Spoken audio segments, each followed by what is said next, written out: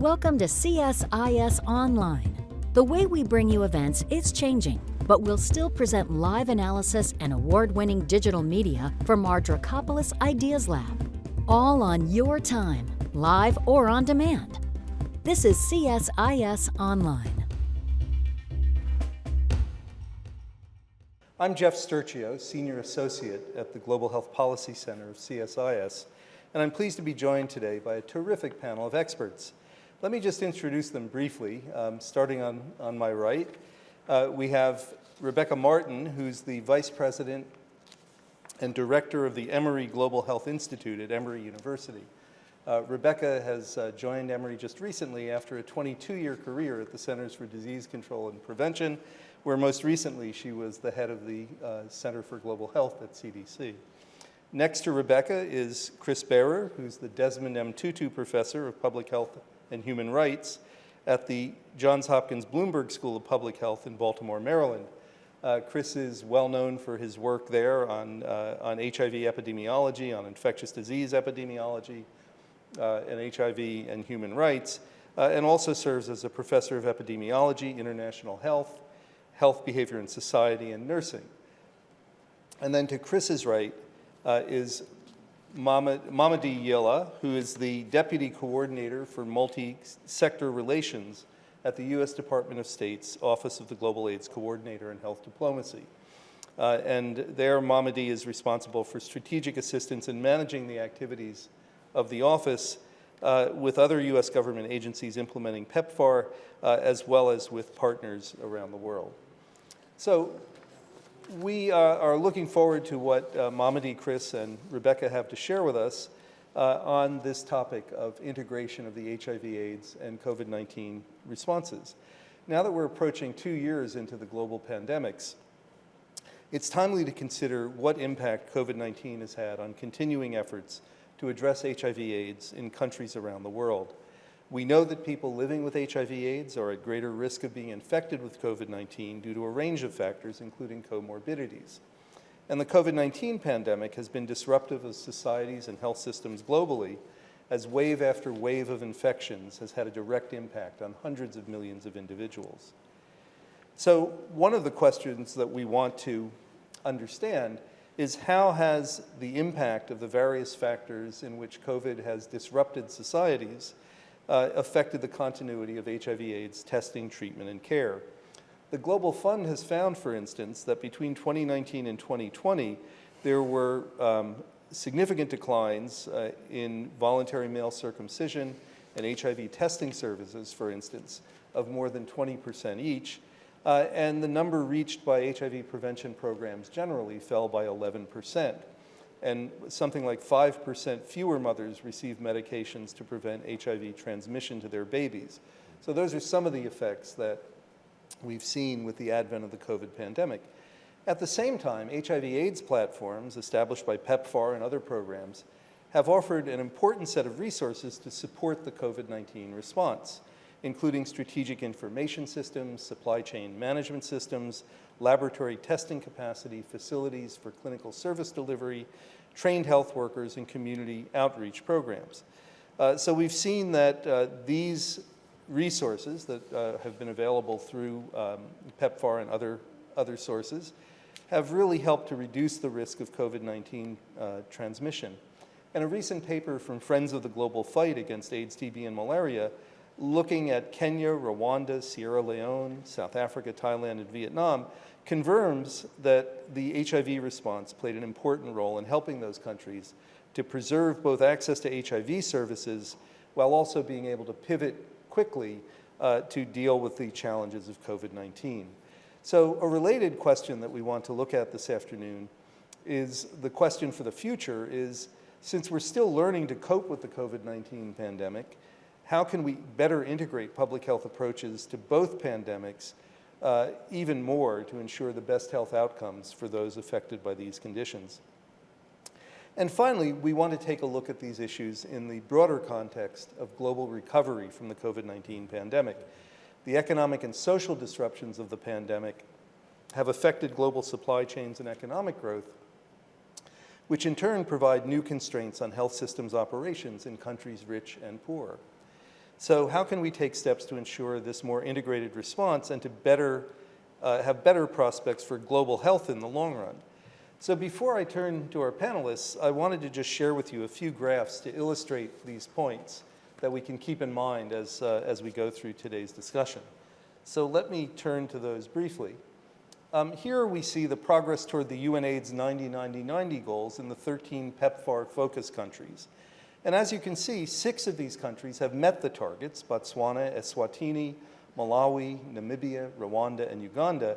And the others have done relatively well, considering that the global average reported by UNAIDS has been 81, 67, 59, while only Cote d'Ivoire and Haiti are not in the 80s and 90s with respect to the UNAIDS targets. But the second slide now shows us how the same countries fare on the Global Health Security Index, which is a measure of preparedness to address pandemics and other health threats. Kenya, Uganda, and Zimbabwe are near or exceed the global average score of 40, but the fact that the global average itself is 40 shows that there's still work to be done in the other PEPFAR focus countries. The third slide shows the situation that's been stated starkly by the Global Preparedness Monitoring Board in its most recent report, in which they observe that COVID-19 has exposed a broken world that is inequitable, unaccountable, and divided. And a corollary of this is John Nkengasong's recent observation that a lesson the Africa CDC has learned from COVID-19 is that you must prepare your health systems before you need them. So we can see this in the PEPFAR focus countries in the percentage of people who have partial COVID-19 vaccination, which ranges from 30% in Botswana and Rwanda to 1% in Haiti. These are figures from our World in Data, and there are other sources that show that it might be a little bit higher, and these numbers are increasing over time as more vaccine doses reach these countries. But the point is that it's interesting to see that the rate of vaccine distribution seems to track with country income rankings, and all of these countries are well below the global average of 50% coverage. And on the fourth slide, we now look at full vaccination rates. So if you go back, this is partial vaccination and full vaccination. You can see that the pattern is similar, but the rates are lower, ranging from 20% in Eswatini to less than 1% in Haiti, well below the global average of 5%. And then finally, just to take a look at the broader context of the global economic strains caused by COVID-19, which have hit countries on top of existing inequalities, lockdowns, quarantines, and other public health and safety measures have created economic disruption and job losses around the world. In Africa, as this chart from the World Bank shows us, close to 30 million people have dropped into extreme poverty since the COVID-19 pandemic hit. And the IMF reports that while the global economy is expected to recover by 5.6% growth in 2021, emerging markets and developing economies will recover significantly more slowly. So the third and last question I wanted to pose is what happens to the health system response as this continued acute economic stress ripples across countries? So let's now turn to our panel and take a look at these questions.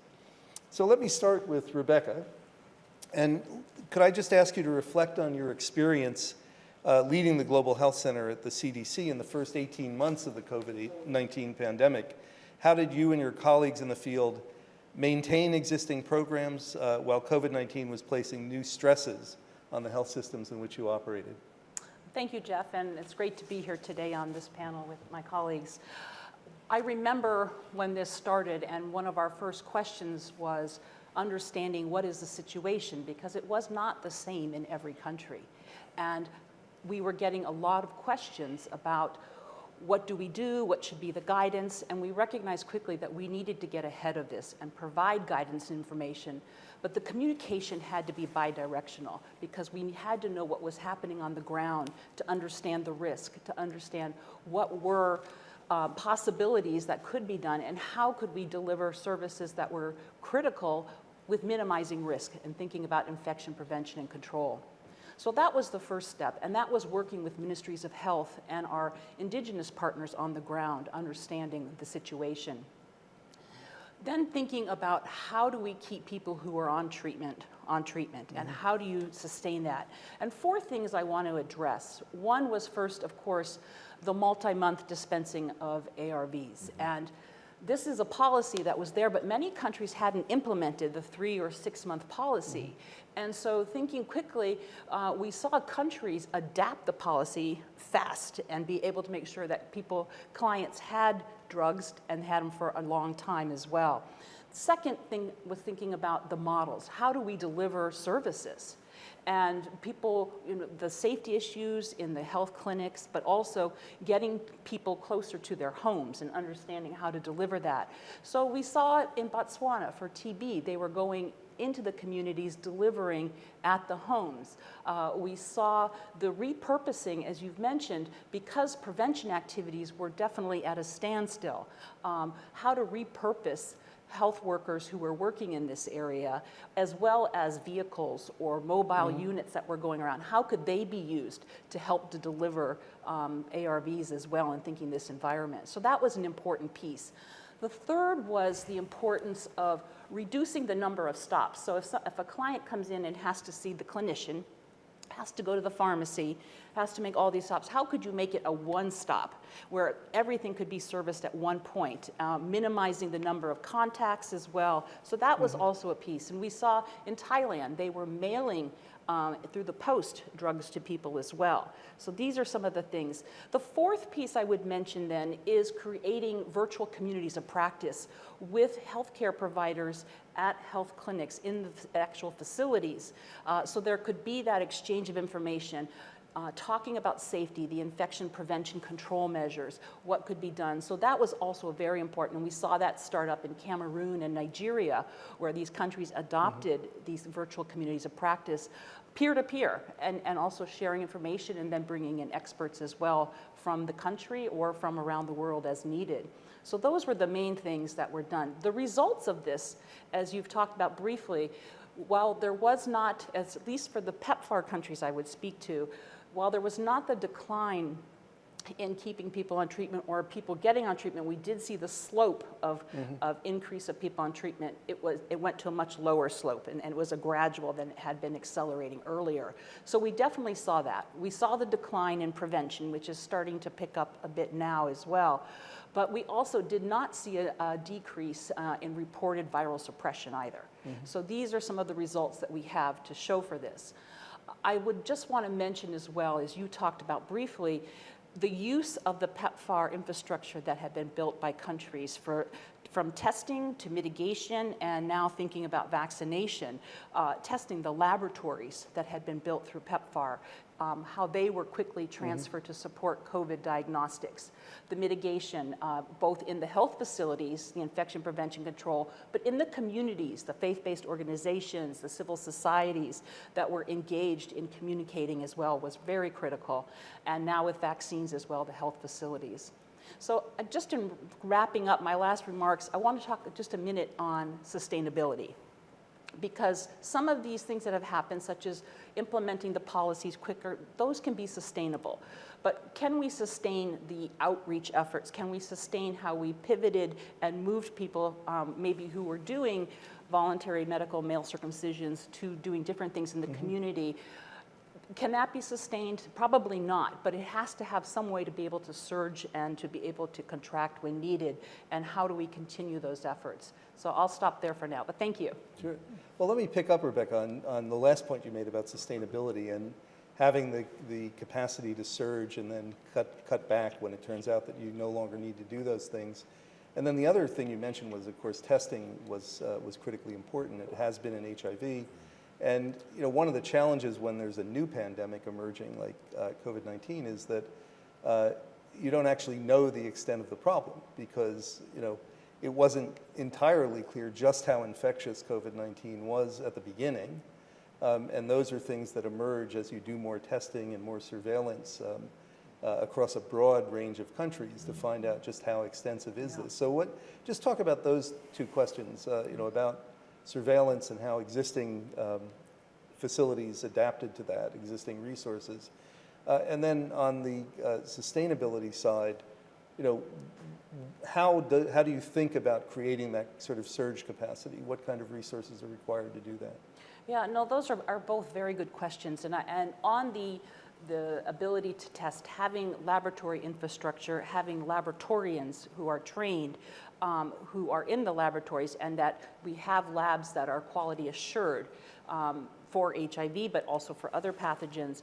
The ability then to introduce and to be able to adapt and to bring in new, looking for new pathogens, and how quickly the sequences were shared so that some places actually made their own diagnostics or were able to create it. I think these were important factors.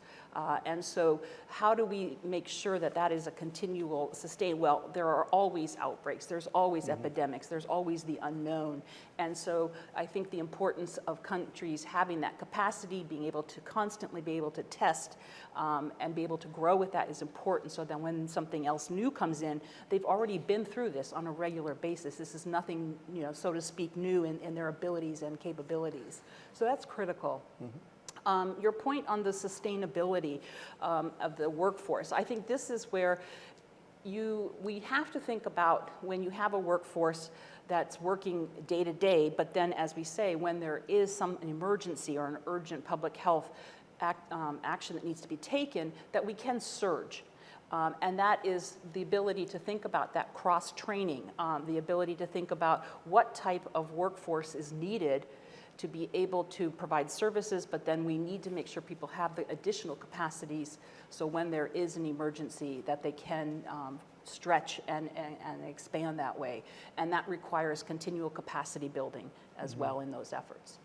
Yeah, and you remind me of a comment John Nkengasong made earlier this morning on a discussion that the Council on Foreign Relations hosted. He was asked about how to get ready for the next pandemic, and so in part, this is the question you were just answering, how to be prepared to surge. And he said, just very simply, you have to prepare your health system before you need it. Yes. And that's exactly, consistent with what you were just saying. So. It's a muscle that needs to be exercised every day, and then you can use it and stretch when you need it, so yeah. Good, well, let's turn to Chris to bring you into the conversation. One of the things we've been learning from the COVID-19 experience globally is that pandemics like this illuminate existing disparities in care and treatment and inequalities, both within countries and between countries, both developed and developing. So can you just talk to us about what effects did you see on HIV/AIDS care in the settings in which you and your colleagues operate? And in particular, what impact did the new pandemic have on key populations who are already finding it a challenge to get access to the care and treatment they needed? Yeah, we thank you for that question, Jeff, and also thank you for hosting us here and doing this event. I think, the first thing to say is we learned those lessons so clearly in HIV and over time in the ways that the most vulnerable, the most marginalized people, who are not always the same in different societies and contexts, so often end up being the most burdened with HIV and also having the least access to services, right? So that's how we would define a key population. We saw that replicated so quickly with COVID, it was almost blinding in the United States, right? Within a matter of months, there were racial and ethnic disparities that absolutely replicated the disparities we'd seen in HIV. The data you showed from COVID immunization and in the PEPFAR-focused countries just couldn't be starker, right? We are looking at a world where many countries are in the 70–80% of eligibles immunized, actively boosting, starting to immunize children, and here we are with Haiti at 1% of adults fully immunized in a place where, as we know, tertiary medical care also is extremely limited. And healthcare workforce is limited. So if you do, unfortunately, contract this and get sick, you're not likely to get the same standards of care. So I think we saw a couple of very particular populations that emerged very quickly as particularly vulnerable, and that is ongoing, right? And we should never speak about either of these pandemics in the past tense. I think it's clear to say. The HIV epidemic is not over, and of course, we are still in the thick of COVID-19. But just to say that I think one of the populations we were so concerned about right away was prisoners and detainees. precisely because, first of all, this is an indoor virus, as we know. These are crowded congregate settings. There was data very quickly from China. One of the first outbreaks in Wuhan was in a prison detention facility, and it was very clear that that was due to movement in and out of prison staff into these crowded and very vulnerable places. So we worked very hard. I had a whole team of graduate students writing declarations in 16 states trying to get people to decarcerate, to, for example, stop arresting, detaining, and jailing people for unpaid fees, unpaid fines, solicitation, possession, all kinds of things that really probably we should never be incarcerating people for in a civilized country, but we do. But to do that in the midst of a pandemic is really absolutely, just cruel and unusual punishment and bad public health. It was very slow.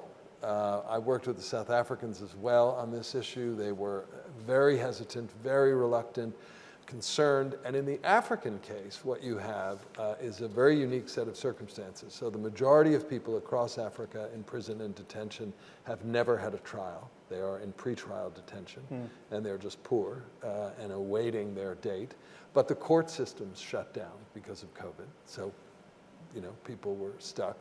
Secondly, we know we did a review of all the available antiviral programs, including in PEPFAR-focused countries, in Africa in 2016 for a special issue of The Lancet that I co-edited.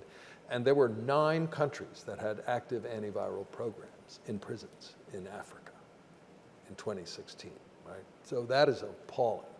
And of course, people in those prisons and jails are also at very high risk for TB and MDR-TB.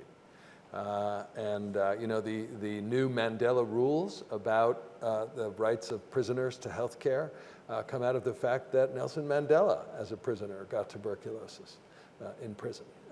And fortunately, because of who he was, got treated. But many, many people don't. And MDR-TB also is really very much a prison and jail associated infection. And I think we knew that this was going to be a huge problem with COVID, and certainly in the US, it was an utter failure to respond. We've had some advances, and we talk about sustainability. The one place where we made some headway in Maryland and Baltimore, where I live, was an agreement to stop jailing people for petty crimes, for solicitation, and for unpaid fees and fines.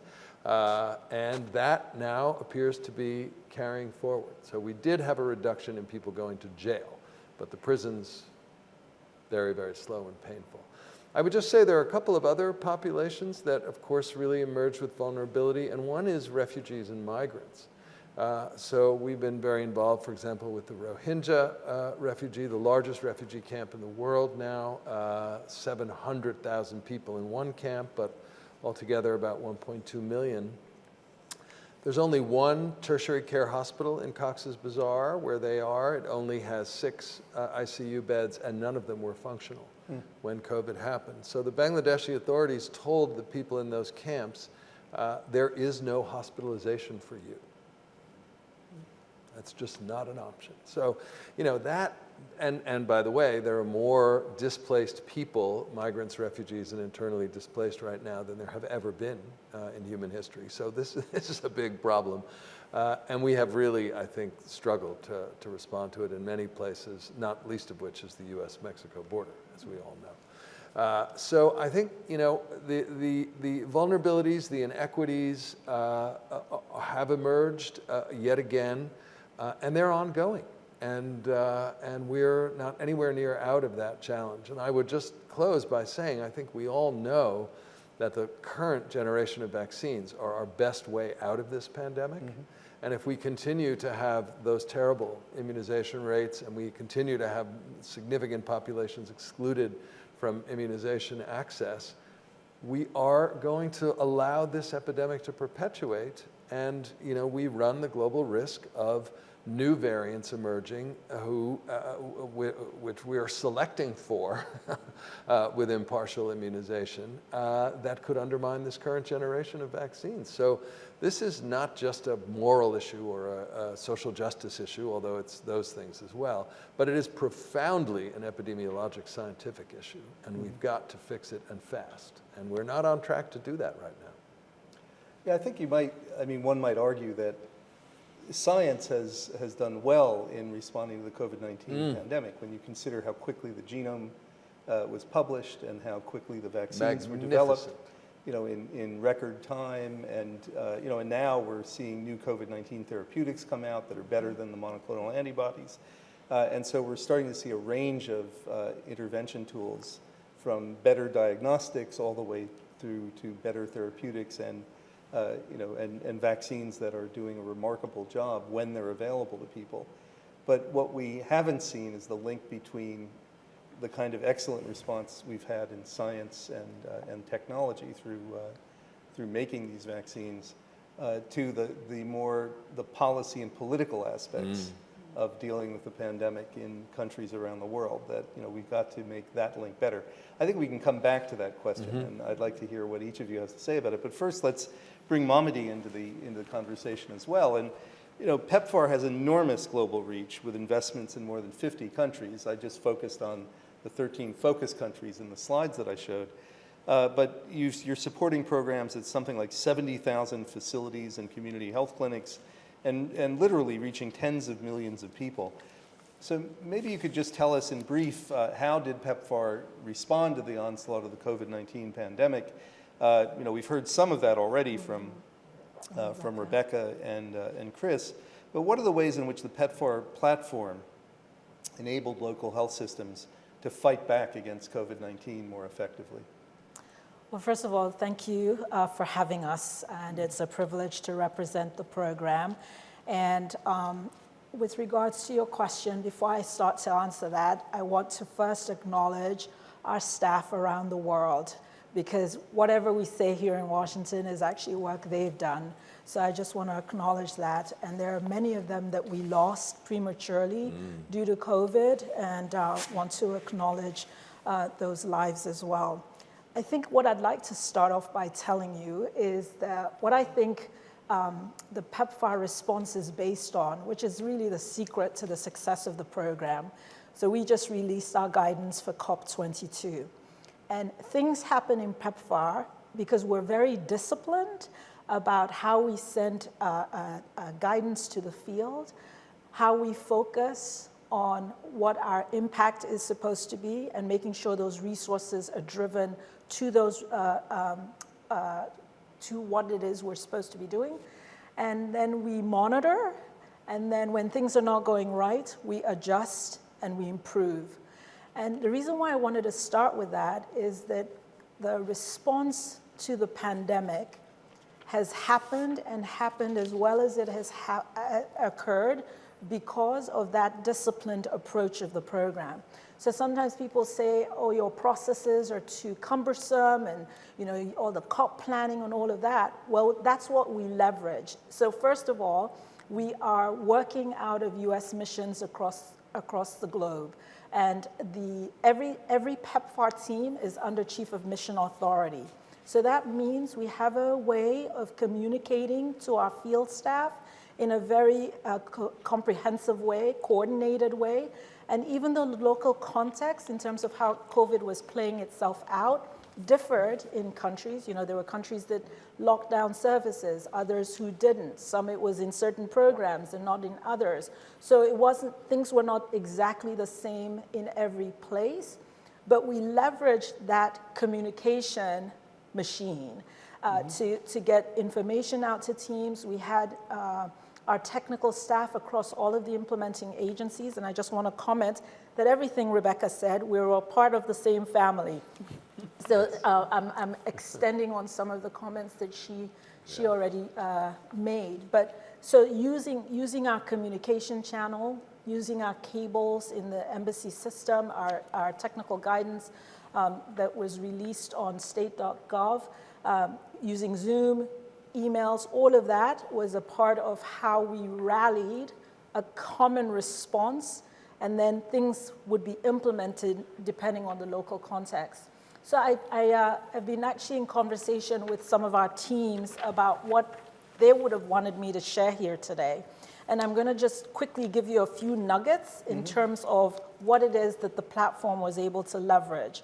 So first of all was the relationships that we have across civil society with our ministries of health and with communities. So there was a trusted relationship there. Because if you remember in the beginning, we were all paralyzed. This was the first time we actually had an occurrence of, well, a global incident happened where we were ourselves impacted. And so leveraging those relationships and, made a huge difference as virtual platforms became quickly embraced. Rebecca commented on this already. So there were certain programs that were halted early in the beginning because there was a lot more vulnerability. So some of our community mobilization type activities, so male circumcision services, or some of the services where we brought people together, which then quickly had to transition to leveraging remote platforms. An important thing, I think, and Rebecca alluded to this when she talked about multi-month dispensing, the crisis actually forced a lot of things that we were trying to get implemented for a long time. So we always have these minimum program requirements, and all of the teams are asked to help push certain policies. And the pandemic, because we moved services from the facilities to the community to bring them closer to clients. Our partners were going door to door with Arvs, sometimes using that opportunity to get a viral load test done. And everything we could do to keep people safe, but keep services going. In fact, that's why we lost people in the beginning, because certain people were going out wanting to make sure that clients were receiving their medications and were being seen. But the pandemic, I think one of the really interesting things is how it forced, for example, in Malawi, integration of services that ordinarily would have done separately. So whether it was TPT and cervical cancer screening in the ART clinic, bringing those things together so that you were actually, and Rebecca alluded to this whole one-stop shopping, just things we would not have ordinarily done were all being leveraged. There have been a lot of folks concerned that as we describe what has happened, that we don't give a false sense that everything is okay. The healthcare workforce that has done a lot of this work is exhausted. There isn't enough of them. And in fact, it's rare that you'll hear our partner governments talking about increasing the healthcare workforce because many of them are struggling to pay the healthcare workers that they actually have. So there is a underlying sort of crisis, I think, in terms of the exhaustion of what is being asked of the healthcare workforce that we have to pay attention to, because everything is not, we've done a lot of good, but there's still a lot of work remaining to be done. So I'll stop there for now. Well, thanks so much for those examples that you gave us. And what's intriguing, just as I reflect on what the three of you have said, is, ironically, there was a tremendous amount of innovation in response to the COVID-19 pandemic.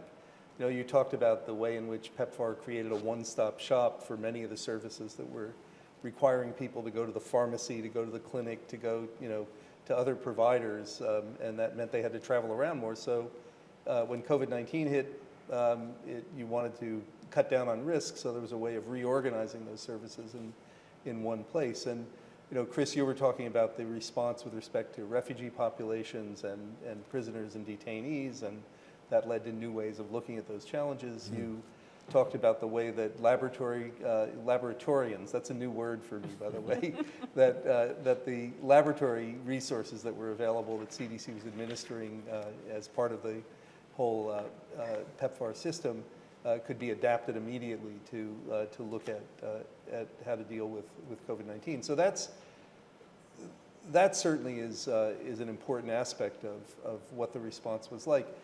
But let me come back to this question that I alluded to in the beginning about just the level of disruption, both economic and social disruption that COVID-19 has caused. And it's sort of laid bare many of the tensions and challenges that were already existing in health systems around the world. So we've talked about the positive side of what the response was and how we tried to cope with this. I'm also concerned about what the long-term response is going to be. And let me try to frame this question in a way that each of you can then respond to. CSIS under Steve Morrison's leadership has had a commission on America's health security. And the first report of that commission was focused on the theme of moving beyond cycles of panic and neglect. Whenever a new health crisis hits, everybody panics, like the Ebola epidemic back in 2014, 2015. We immediately throw resources and all kinds of efforts at it to deal with the crisis. And then a couple of years later, we seem to forget about it as we move on to business as usual or to the next crisis. But so that's the question I want to ask. In light of what we've seen about the economic strains that, from that one slide I showed that COVID-19 is causing, the health systems that PEPFAR has been working with, that Rebecca, you worked with when you were at CDC, that Chris, you've worked with in all of the various work you've done over the last 30 years, these systems are still under tremendous strain. They don't have the resources that they need in many cases to begin with. And now we have not just the HIV pandemic, and let's not forget TB and malaria as well, but we've also got an epidemic of NCDs, and now the new COVID-19 pandemic comes along. So what is the long-term solution to this? How are we going to find the resources, not just to have surge capacity that Rebecca raised, but to really solve this question in the longer run for how to bring the right resources to bear at the right time for the public health landscape that people have to deal with in different countries. So I realize that's an easy question to answer, but who'd like to start? Well, I might jump in. I think two things really matter. One is we learned again from HIV, and one of the things that really made PEPFAR, the Global Program on AIDS at CDC, able to deliver was the fact that we allowed basically from the Gleneagles agreement low and middle income countries to get into the manufacture of generic antivirals and to really get that out of a mode of it's all happening in industrialized countries, and this is really a charity model, to let's really build manufacturing capacity. And so Thailand, Brazil, South Africa, India all really got into that business. India, of course, is also the world's largest vaccine manufacturer. And then what we've seen with COVID has again laid bare, that obviously some of these vaccines are true biotech triumphs, to get back to your earlier question you asked about, and are not easily made. But at the same time, many, many low and middle income countries are grasping that this model of waiting for basically donations from the industrialized countries is not working and isn't going to work. And so you see that there's a lot of interest in advancing biotech in those countries. Rwanda is trying to make mRNA. South Africa is doing that. China is doing it. The second thing, I think, which is really important is that it's absolutely true that the bilateral relationships are critical. But it's also true that if you look critically at, for example, the commitments that African governments made in the Abuja agreements, that virtually none of them have reached those levels of funding. And the World Bank has made it abundantly clear in assessment after assessment that the lowest income countries need to put the most of their GDP into health and education. That is part of how you get out of poverty. And that has not happened. And I think that part of what we've seen with COVID is a recognition that this sector is so critical for everything else in society to function and to work. So hopefully that is something that is really going to come out of this. And I think there would be no better kind of testament to the people these countries have lost to COVID if they met their Abuja commitments. That would be a remarkable thing as an outcome. If I may pick up on what Chris's last point, because I think this is critical, is that health security is national security. And if we don't, as you said, you need to build this now. It's not to be built during the middle of a pandemic. We're doing that, but I think to be able to sustain it, you have to continue to build this, and you have to, and it goes from what the system is all the way to the community, because you see also the acceptance or non-acceptance of treatments or prevention measures such as vaccines. If you don't have those relationships and trust and a credible source, you're going to have really very big problems in this area. And one thing I would just add, building off of that, to say is the sustainability and the resources are needed both for the infrastructure, but then also the people. The technical sustainability is critical too. I mean, to be able to sustain this, and you need to keep the technical know-how and expertise.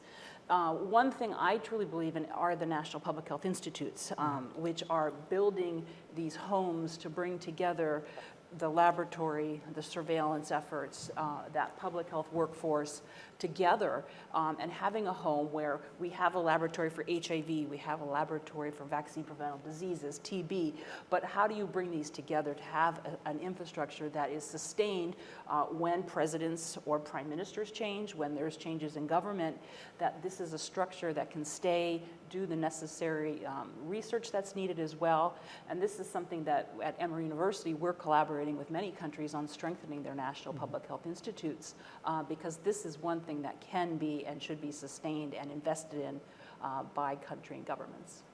Well, that's an important point. I mean, we talked earlier about the scientific excellence that led to rapid development of COVID-19 vaccines, and it's not a coincidence that the U.S. led in that after NIH has invested literally hundreds of billions of dollars in scientific and medical research over the last few decades.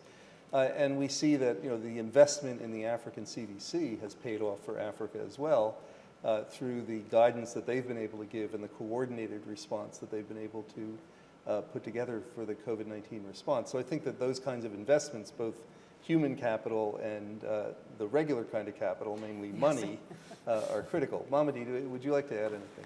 So I think maybe on the other side of things, which is the people's response to the services that are offered to them. I think every time there has been a surge, a COVID surge, we have seen more interest in vaccine uptake in countries who have doses to offer their people. I think that for all of the stuff that we have, all of the expectation we have and should have of governments in terms of the infrastructure, I think one of the things that we've learned in HIV is by listening to the people and engaging with civil society in what the communities want, you actually are able to offer them the way they want to receive their services, right? And what I'm hoping happens is that folks are not thinking about how we prepare for the future, because there's nothing better than experiencing the present to actually say, this is what we need. So that the comment Rebecca made about the health system muscle that we need to put to work, this is our moment while we're trying to get through this pandemic, to actually get some traction on how people want to have their services and to address them where they want to be addressed, as opposed to thinking you can build something and they'll go over there, when you have an opportunity to actually reflect on what it is that they're seeking right now. Yeah, no, and that's obviously a critically important point, so I'm glad you raised that. And that's also, as you said, that's part of the COP22 process, or has been part of the COP process at PEPFAR, is getting that broad stakeholder engagement and listening to all the different stakeholders in a country who have to be part of the response. And actually, I should just point out for our listeners that we're talking about the country operating plans, not the conference of the parties, COP26, which is taking place in Glasgow as we speak. So we have time now for some questions from our audience, and I see Chris Collins from Friends of the Global Fight has a question. So Chris, go ahead. Good afternoon. What a wonderful panel. Thanks all of you for all you're doing. Chris Collins with Friends of the Global Fight Against AIDS, TB, and Malaria. First off, to our U.S. government representative who's here, Mamadi, I just want to say how terrific it is, and thank you for the Biden administration announcing that they'll be hosting the 7th replenishment of the Global Fund. That's a game changer in global health, and we're incredibly appreciative, so thank you. Jeff, thanks for mentioning the issue brief that Friends worked on. Chris Byrer was one of the co-authors on that. And we did do interviews in 6 countries, really found that the role of HIV in responding to COVID, importantly, was about, there's a lot of resources in HIV, that's important, and it's more than that too. It is the community systems that have been built up through the HIV response. It is the focus on access for all and reaching key population marginalized groups. And it's adaptability, things that you've been talking about. The ability, so there's a character issue too with the HIV response that's adaptable, and it's thinking about reaching everybody. So my question is, Rebecca, this is a question for everyone actually, but Rebecca, you talked about flexing the muscle. That's how that muscle's ready to do more of a workout when it's needed. You've talked about how HIV played a role in the COVID response and is doing that. Policymakers right now are looking at the future of pandemic preparedness and response. We're not out of COVID-19 by a long shot, but it's also time to be thinking about the future even as we're doing this response. So this conversation about how HIV has played a role, that platform, the role that it's played and been able to respond to COVID, what's the implication for policymakers thinking about the future of pandemic preparedness and response? And if the HIV platform is to be part of expanded pandemic preparedness response, how do we make sure we keep the energy and the progress on HIV even as we're thinking more broadly? Thanks, Chris. Why don't we take the second question too, and then you can respond to both of them. Go ahead. Hi, good afternoon. My name is Greg Millett. I'm with AMFAR, Foundation for AIDS Research. I also want to thank everyone for really the contribution that you've done in HIV and having such a resilient response during COVID. It's really impressive to hear that viral suppression rates did not suffer during the worst of the COVID response. And I think that's a testament to all the work that you and your colleagues do every day. I have 2 quick questions, and they're related to one another. Chris, I know that you and others have brought up how important it is for us to have a twinned response for both COVID as well as HIV, because there's a lot of similarities between the two. So for instance, when you take a look at testing, we know that some of the symptomology for COVID is very similar to the symptomology for people who are early in seroconverting with HIV in terms of diarrhea or fever, et cetera. And we know it's important to get people tested early, and we've seen, at least in this country, in the HIV response, that when they've done COVID testing in emergency rooms, as well as HIV testing, that they caught a lot of people early with HIV who previously they hadn't caught, because these people were coming in thinking that they had COVID and they were actually seroconverting with HIV, and that's happened in several places, which is incredibly important. Now, given the fact, though, that we have these antivirals that are available for COVID-19, one of the things that's also important as well is that these people actually get tested, or rather get their treatment for the antivirals 3 to 5 days within the onset of symptoms. How does that work in the global response? And is that something that we think is actually feasible, or are we hoping that at some point down the line that there's going to be an improvement in these antivirals where that window perhaps is extended a little bit longer so that it can be a little bit more effective? The second question is around the similarities that we see between viral suppression as well as vaccines. For viral suppression in HIV, of course, it's not a one-time thing. We need continuous viral suppression. And it seems like we're going to see the same thing with vaccines. We can't necessarily just vaccinate ourselves outside of COVID. We're already seeing an increase in COVID-19 in countries in Europe that are highly vaccinated. Even in Vermont here in the United States and California, also highly vaccinated populations. We're seeing rates increasing in terms of COVID-19. So there needs to be this continuous vaccination as well as continuous viral suppression for people living with HIV. How are we thinking about continuous vaccinations for particularly the global south? We already know that there's very little vaccine that's available now, but it's more than that. We're going to have continuous vaccinations for COVID-19, and we're going to need vaccinations as well, particularly for young and vulnerable children. And are we thinking about what that might look like, as we're seeing from well-resourced countries that a one-time vaccine is not enough? Thanks, Greg. Good. Well, who'd like to start in responding? Those are two sets of very interesting and complicated questions. Yeah. Let's go to Johns Hopkins. Well, thank you, Mamadi. Well, I want to pick up on part of Greg's question, which is this issue of the antivirals. So I think the first thing to say, and here I'm going to channel Francis Collins, is that you have to keep investing in science, right?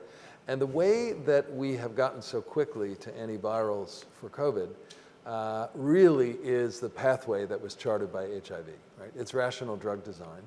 Well, you know, when I finished my training at Hopkins, there were basically two licensed antivirals, acyclovir for herpes and Tamiflu for influenza, and neither of them were very good, right? And they're still old drugs that are around. And the revolution in antiviral therapy was driven entirely by HIV. And that led to the antivirals for hepatitis C. And many of the same people did that work, right? And that has continued with the COVID antiviral. So we grabbed one off the shelf. It was a bit like AZT to start. But now we have much more viral-specific, rationally designed, direct-acting antivirals. And you know, the fact that they can really have a big impact on clinical course and keep you out of the hospital is very important everywhere. But it's incredibly important where there aren't hospitals, right? So you have to think about the implications of that are really greater where there's less tertiary care. And that, of course, is so much of the developing world. You're absolutely right about the testing issues, at least for now, that you know, they can mitigate disease course if you initiate early. Once you have a full-blown infection, a lot of what happens after that and whether you get really sick is immune activation. And so, you know, that basically, you know, they're going to have less impact at that point. So they have to be tied to a testing scheme. And actually, you know, Jeff and I were speaking earlier today about the fact that one of the things that's happened with the vaccine era is that there's been a real decline in the use of testing in many settings. We have to get right back to that because it's really going to matter with the antivirals and with effective use.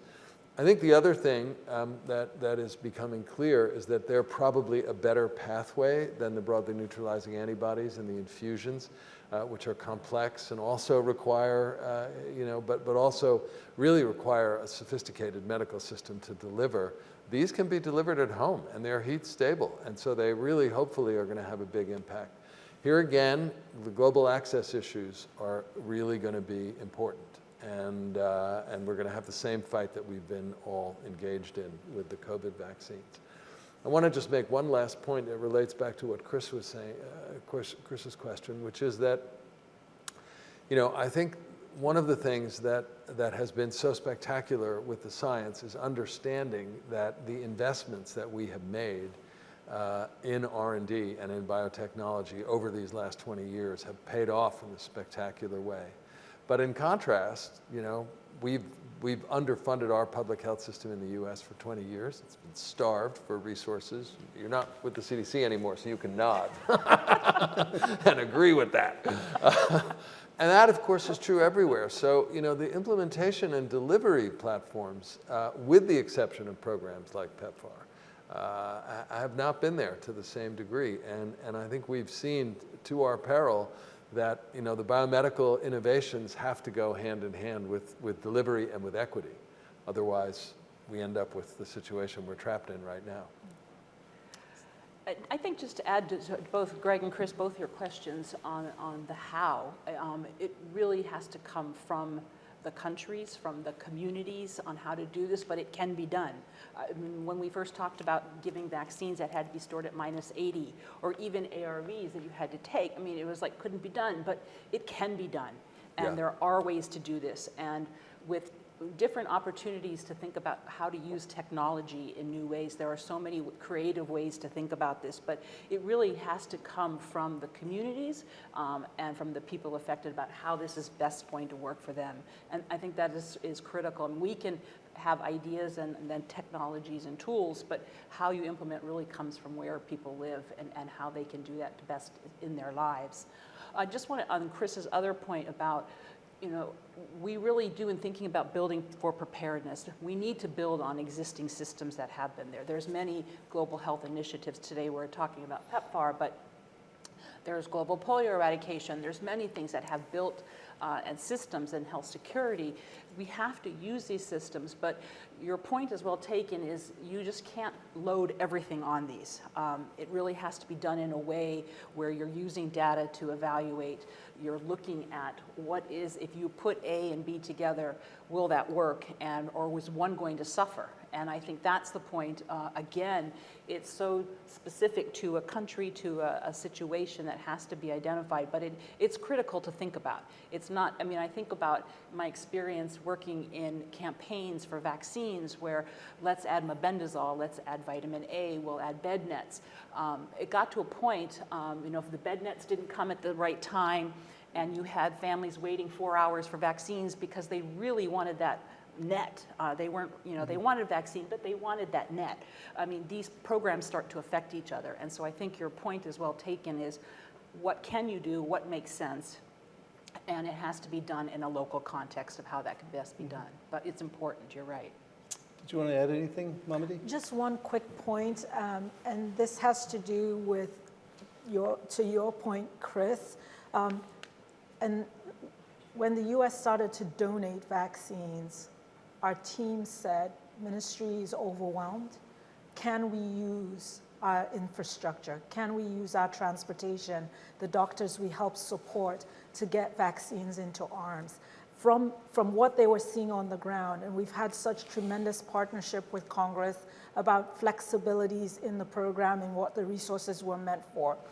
Out of that experience, my hope is that we're going to figure some of these things out in terms of how we better integrate things to serve the clients. I think there's a lot going on here it's not going to be as impossible as it seems, because we're actually experiencing it right now and learning how to do it. And so I'm hopeful that it won't crash the system. Thanks. Well, we have time for just 2 more questions from Jimmy Colker and Steve Morrison. I'm Jimmy Colker, an alumnus of State Department and Office of the Global AIDS Coordinator of HHS, and it's wonderful to see the A-team back on stage and asking the good questions. It's a little bit about the incentives for financing and whether there are lessons back and forth. The advanced market commitments and the billions of dollars given to manufacturers of potential COVID vaccines were one of the crucial ingredients in getting the science to move quickly. And I know the HIV is much more elusive than the coronavirus in terms of creating a vaccine. But are we missing a chance? Should we be investing billions of dollars in advanced market commitments or subsidies to vaccine developers for HIV? And on the treatment side, even though we have some monoclonal antibodies, Pfizer, Merck have what look like very effective treatments, there's still hundreds of dollars or more per course, which makes them out of reach in most countries. Can we move quickly without having to set up new manufacturing facilities in India to try to get these treatments to people who could take advantage of them now, and are deterred by the price? Thanks. Steve, go ahead. Thanks so much to everyone who's here, and special thanks to Jeff, Mackenzie Burke, and Michael Rendelman for pulling this all together, and to our production team. My question is, and I'll explain very briefly, my question is, should we really be worried about these 13 focal countries that we start getting back to the data that was put up there, that are the principal partner countries for PEPFAR? And are we worried enough, and are we asking for enough? And what I mean by this is, you look at those coverage rates on vaccines, they're really pretty miserable. And why did that happen? How did that happen? Well, there are multiple reasons, but China bypassed those countries in moving 1.2 billion, and the major Western coverage bypassed them, and COVAX was very slow and has been ineffectual. So they're sort of left behind for the most part. And so you have to ask yourself, what's 2022 going to look like? Are they going to get stuck between 20 and 35 or 40%? And what is that going to mean? It'll still be uncontrolled transmission, and their economic recovery is going to be stalled out. And so they're going to be on a 2-track economic recovery, while the rest of the world is, the middle income countries are achieving 60, 70, 80%, and the West. Their debt load, we've seen this, the debt load is staggering and it's growing very rapidly. And as we've seen from the IMF and World Bank, the efforts to reduce the burden of an unsustainable debt load, of a distressed, many of these countries are going into distress, hasn't achieved much so now. So you're having some pretty heavy stress points applied to those. And so what does this mean? Are we comfortable with the thought that the measures that are in place, putting $3.5 billion into the Global Fund, well, that money's been spent out, and we are going to replenish at the September of next year, but we've got a very urgent situation. PEPFAR has not gotten significant enhancement in funding in order to really bulk up its programs in the focal countries. Should we be asking for that as a major thing? We haven't been dealing with the Chinese in any direct way. The Chinese just signed 2 contracts for 500 million doses to COVAX, and the reason is that the handling requirements and the urgency of getting vaccines into arms in those 13 focal countries, it's not likely to be met by Pfizer in most of those countries. So my question is, should we be really worried? And what should we be doing about it? And should it include a significant enhancement for PEPFAR? Thank you. Thanks, Steve. So that was about 15 questions, not one, but we're running out of time. So let me just turn to our panel and have them respond to both Jimmy's and Steve's questions. We'll go to the non-government representative. Yes, we should be worried, and yes, we need more resources. And Mamadi can't really say it, but there's no question. Yes. We have to do that. Those coverage rates are unacceptable. I think we've also seen with Delta, just to be very granular about this, that the coverage rates that we thought were going to be sufficient to really achieve control have to be higher than we'd thought. And we're accustomed to looking at, for example, the proportion of eligible adults who are immunized. That is not a sufficient way to look at it. You have to look at the proportion of people in the entire population. From that perspective, the US is at about 59% coverage as of yesterday. And that is why we're still having more than 60,000 cases a day and 1,300 deaths a day. So, we need to get way higher than we had thought, and those levels in the focus countries and across the continent are just totally insufficient. The other reality is, unfortunately, that we've used a lot of what I would class, and many others now are thinking this way, of low efficacy vaccines, and they turn out to have low efficacy against Delta. So we've been crude in saying, we have 60% immunization coverage in country X and 30% in country Y. The real question is, what proportion of the total population has been immunized with effective vaccines against Delta? And when you ask that question, it actually looks worse than it does right now. So that I think is the reality that we're in. I would just say, because I know we're tight on time, to Ambassador Kolker's question, the fact is, I think the HIV vaccine effort has been well-resourced. That really isn't the problem. And the best demonstration of that right now has been that we just had to stop another HIV vaccine trial early. This was Dan Baruch's adenovirus 26, the J&J product, with low efficacy. That vaccine worked terrifically against COVID. It's the same platform, and it's a great vaccine. And using that same technology and trying it against HIV, we have futility again. So it's really, in my view, a basic science problem again for now. We really need the next generation of vaccines. And I think they're reasonably resourced. And I think with mRNA vaccines, there's a real excitement now in thinking about other vaccines. Inshallah. Yeah, that could be.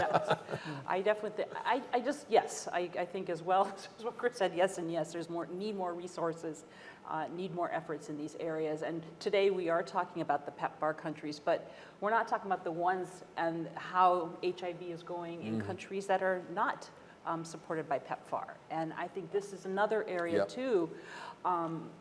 We really need to understand that as well as in thinking about the dual epidemics here even with COVID. I mean, we're seeing increases in many other countries right now as well. Again, how are we going to get this together, and thinking about the preparedness that's needed, the health system that needs to be strengthened. So it needs a larger issue as well in terms of what funding could be made available for health system strengthening. Terrific. And Mamadi, you can have the last word. Well, honestly, so much going on. I think to Rebecca's point about those countries who do not have a PEPFAR presence, who have received some assistance through the Global Fund contribution through ARPA. We are working with both USAID and CDC on some new players in the technical assistance arena, and hopefully we'll see some fruition come from that. But thank you very much. Well, thank you. And thanks to all three of our panelists. Well, we've run out of time, but we certainly haven't run out of questions to answer and topics to consider. This has really been a wide-ranging and fascinating conversation. I want to thank Mamadi and Chris and Rebecca for guiding us through it and for really offering us their insights across so many of these areas. I want to thank those who were here in person and who had questions to ask, and thank you for that. I want to thank all of our audience on the live stream for your time, and to the team here at CSIS who brought this event to us. So we'll come back to these questions over the coming months. And I think that I'll just say one last thing, that I'm encouraged by the innovation we've seen over the last 2 years in response to the COVID pandemic and continuing to address the HIV pandemic. I think we'll continue to see that kind of innovation. And I'm also daunted by the amount of work that we still have to do collectively. So thanks again to everyone. It's really been a pleasure. Thank you. Thank you, Jeff. Thank you, Jeff.